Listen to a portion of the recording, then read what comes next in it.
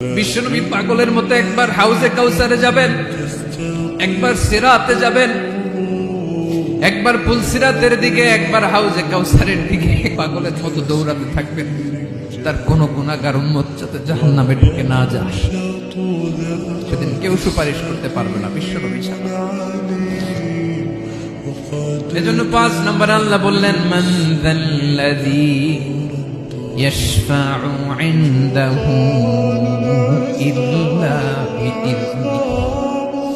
কার সাহস আছে, কার এত বড় বুকের পাটা কিয়ামতের কঠিন দিন আল্লাহর সামনে দাঁড়িয়ে সুপারিশ করবে? কারো ক্ষমতা নেই, কারো ক্ষমতা নাই। বিশ্বনবী সিজদায় পড়ে উম্মতের জন্য কাঁদবেন, সবাই কাঁদবে, নফসি নফসি, আল্লাহ আমারে বাঁচাও, আল্লাহ আমারে বাঁচাও। বিশ্বনবী বলবেন, উম্মতি উম্মতি।